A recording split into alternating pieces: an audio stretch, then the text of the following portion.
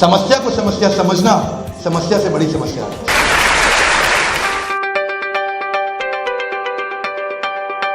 Hey, welcome back. I'm Vivek Bindra. I'm an international motivational speaker and a leadership consultant, CEO, coach. आप सबका बहुत बहुत स्वागत है।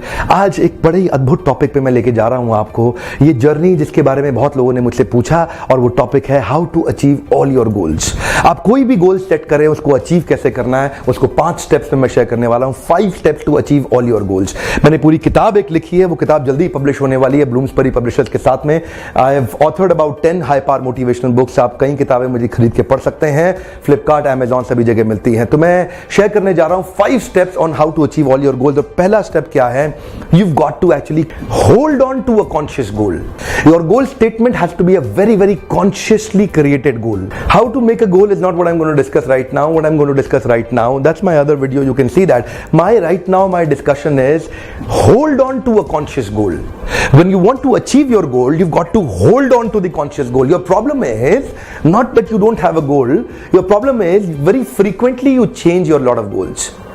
जब आप कोई गोल नहीं अचीव कर पाते, you change your goal. Don't change your goal, change the strategy. अपने लक्ष्य को ना बदले, अपने तरीकों को बदलें। करना क्या है?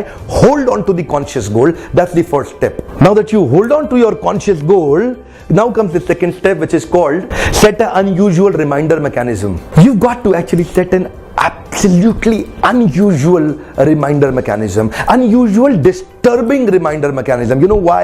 Because आप बार बार consciously अपने गोल को होल्ड नहीं करेंगे। आपकी आदत है अपने गोल को भूल जाते हैं। आप क्या, दुनिया के जितने 99% लोग हैं उनके बारे में बताया गया है कि they don't hold on to their conscious goal. What do they do is, या तो वो गोल नहीं बनाते, या बनाते हैं तो बार बार बदल देते हैं। So my request to you is hold on to a conscious goal and set an unusual reminder mechanism, ताकि वो गोल आपको बार बार याद आए। फॉर एग्जाम्पल, अपनी घड़ी को उतार के बाएं हाथ से आप दाएं हाथ में पहन लें, and when you wear your watch in a different hand, होगा क्या? अब आप जब समय देखेंगे तो आपको बड़ी तकलीफ आएगी, क्योंकि बार बार आप बायां हाथ देखते थे, अब आप दाएं हाथ से देखेंगे। So what happens is it will remind you कि आपको ये गोल को प्रैक्टिस करना है अपने जीवन में। डिस्टर्बिंग साइन पोस्ट लगा दे अपने रास्ते के अंदर, जहां से आप जाते हैं कुछ अजीब सा ऐसा लगा दें कि ताकि आपको मुड़ के जाना पड़े, जो आपको रिमाइंड करे आपको अपने गोल्स को प्रैक्टिस करना है। एक मिरर को आप कवर कर सकते हैं 80%। एक और एग्जांपल आपसे शेयर कर रहा हूं। आप अपने बाथरूम के शीशे को 80% कवर कर दें। आपको मॉर्निंग में शेव करते वक्त आपको टेढ़ा मेढ़ा होना पड़ेगा, उससे आपको तकलीफ होगा। वो आपको रिमाइंड करेगा आपको अपने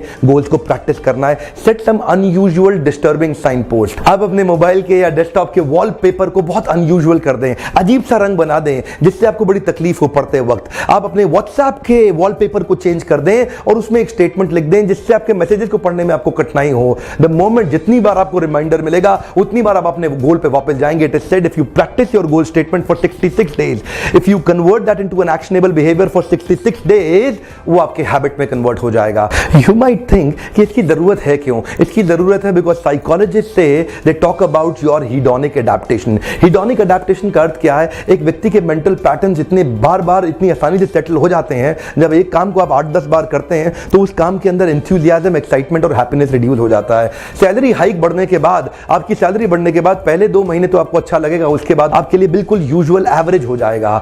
इसी प्रकार कई बार देखते हैं, हम नया कपड़ा लेके आते हैं, नई गाड़ी पहली सैलरी से खरीद के लेके आते हैं, पहले 2 महीने तो अच्छा लगता है, उसके बाद सब सेटल हो जाता है। ये law of diminishing marginal utility के अंदर इकोनॉमिक्स में भी हम 12th स्टैंडर्ड में पढ़ते थे, जो बार बार आप यूनिट को कंज्यूम करते हैं तो यूटिलिटी डिराइड उसमें कम होती जाती है। आप गुलाब जामुन पहला खाएंगे अच्छा लगेगा, दूसरा खाएंगे ठीक लगेगा, तीसरा खाएंगे ठीक ठाक सा लगेगा, लेकिन 8वें 10वें गुलाब जामुन को खाने में आपको बड़ी कठिनाई आएगी। तो हीडोनिक अडैप्टेशन को अगर आप पार कर सके, उसको सरपास कर सके, और उसका उपाय क्या है? पहला स्टेप था hold on to the conscious goal, और सेकंड स्टेप रिमाइंडर बार बार दीजिए उस गोल को, ताकि आप एक्साइटेड रहें उस गोल के लेके। अभी आएगा तीसरा स्टेप। इसके अंदर आपको टाइमलाइन निर्धारित करना बहुत आवश्यक है। स्टेटमेंट बड़ा सिंपल है जिसको आपको भरना है। I will do what by when. Hey come on, one more time. I will do what by when. I will do what by when. मैं क्या करूंगा, कब तक करूंगा, क्या करूंगा, कब तक करूंगा। वो 5 एक्टिविटी और उसको टाइमलाइन देना पड़ेगा, ताकि आप उसको क्लोज कर सकें, उस समय के अंदर क्लोज कर सकें, निर्धारित समय में क्लोज कर सकें। आई will do what by when is important thing. ये जो आई will do what by when है, ये तभी सफल होगा जब आपके क्रिटिकल सक्सेस फैक्टर्स बन जाएंगे। क्रिटिकल सक्सेस फैक्टर्स ये वो होते हैं, यानी कि ये आपने 4-5 काम किए, आपको सक्सेस निश्चित मिलेगी। वो आपको आइडेंटिफाई करना है वो कौन से 5 काम हैं जो इतने क्रिटिकल हैं कि आपको करते ही सक्सेस मिल जाएगी। वो 5 कार्य आपको आइडेंटिफाई करने हैं। अगर आप पढ़ रहे हैं, आप स्टूडेंट हैं, आप कॉर्पोरेट में हैं, आप बिजनेसमैन हैं, एंटरप्रेन्योर हैं, हर एक के लिए क्रिटिकल सक्सेस फैक्टर्स बहुत महत्वपूर्ण है। कुछ चीजें ऐसी एक्टिविटीज जो बहुत महत्वपूर्ण है, उनको करते ही आपको सक्सेस मिलती है। वो क्रिटिकल सक्सेस फैक्टर्स आइडेंटिफाई करके आपको अपने टाइमलाइन एस्टैब्लिश करके उन एक्शनेबल्स को रोज करना है। Fourth step is very powerful, constant review mechanism with a score board. Hey come on, constant review mechanism with a score board. आपके पास हर एक्टिविटी को रोज आपको मेजर करना है, एक रिव्यू मैकेनिज्म तैयार करना है। तो ये क्रिटिकल सक्सेस फैक्टर्स को भी आपको मेजर करना है और क्रिटिकल सक्सेस फैक्टर्स के रिजल्ट्स को भी मेजर करना है। यानी कि दो प्रकार के स्कोर आपको अपने स्कोर बोर्ड पर डालने हैं। एक हो गया आपका एफर्ट स्कोर, एक हो गया रिजल्ट स्कोर। एफर्ट स्कोर को भी आपको कंट्रोल में लाना है, रिजल्ट स्कोर को भी कंट्रोल में लाना है। एफर्ट स्कोर वो है जितनी आपने मेहनत करी, रिजल्ट स्कोर में वो आएगा जो आपका आउटपुट निकल करके आया। फॉर एग्जांपल, कितना मेहनत किया और कितना रिजल्ट आया, ये दोनों अलग अलग तरीके के स्कोर होते हैं। उदाहरण के रूप में आपने कितना ट्रेडमिल पे भागे, ये एफर्ट स्कोर है। कितना वजन कम हुआ, वो रिजल्ट स्कोर है। आप क्रिकेट का मैच खेल रहे हैं और 5 ओवर में 30 रन चाहिए, तो आपको 6 बॉल पर ओवर मारने हैं, ये एफर्ट स्कोर है। 30 रन पूरे हो गए, वो रिजल्ट स्कोर है। आपकी गाड़ी बार बार खराब हो रही है, वो आउटपुट रिजल्ट है। आप कितनी बार नियमित रूप से उसकी सर्विस करा रहे हैं, वो एफर्ट है। अगर आप एफर्ट को कंट्रोल कर लेंगे तो रिजल्ट अपने आप कंट्रोल में आ जाएगा। तो आपको अपने एफर्ट स्कोर को कंट्रोल करना है, रिजल्ट स्कोर को कंट्रोल में लाने के लिए तो आपको दोनों स्कोर लिखने होंगे आपके स्कोर बोर्ड में, आपके क्रिटिकल सक्सेस फैक्टर्स के ऊपर। जो आपके क्रिटिकल सक्सेस फैक्टर्स हैं वही आपको हेल्प करेंगे हमेशा आपको प्रगति करने के अंदर। कांस्टेंट रिव्यू मैकेनिज्म आपको ट्रैक पे रखने वाला है। कांस्टेंट रिव्यू मैकेनिज्म आपको भटकने नहीं देगा, आपको बार बार आपके गोल पे लेके आएगा। आपको पता चल जाएगा कि ये आपको अचीव करना है और ये आपका गैप है और आप अपने गैप को अचीव कर सकेंगे। पांचवा पॉइंट बहुत महत्वपूर्ण है, आपके अकाउंटेबिलिटी स्ट्रक्चर्स। आपको किसी ना किसी के प्रति अकाउंटेबल होना बहुत महत्वपूर्ण है। किसी के प्रति अकाउंटेबिलिटी, किसी के प्रति जवाबदेही, किसी के प्रति आंसरेबिलिटी इज इंपॉर्टेंट। अगर आप किसी के प्रति जवाबदेह हो जाएंगे, उसको हर हफ्ते आपको, वो आपका दोस्त हो सकता है, आपका मेंटर, आपका कोच, आपका बॉस, आपका हमसफर, आपका साथी, कोई भी हो सकता है जिस पे आप विश्वास रखते हो, जिसके ऊपर आपको कॉन्फिडेंस हो, जिसको आप अपनी पर्सनल बात शेयर कर सकते हो। तो अपनी लाइफ में एक मेंटर जरूर ढूंढिए। हर एक व्यक्ति की लाइफ में मेंटर होना बहुत जरूरी है। तो किसी व्यक्ति के प्रति आपको अकाउंटेबल होना पड़ेगा, जिसको जाकर के आप अपना रिव्यू स्ट्रक्चर और अपना रिपोर्ट शेयर कर सकते हैं। पहला रिव्यू खुद करेंगे और दूसरा रिव्यू उससे कराएंगे। फॉर एग्जांपल, सैटरडे तक आपने रिव्यू कर लिया, संडे को आप उनके साथ में डिस्कस करेंगे। हर हफ्ते आपको आधे घंटे के लिए किसी एक व्यक्ति के पास अपना अकाउंटेबिलिटी स्ट्रक्चर के साथ में उसको रिपोर्ट करना होगा।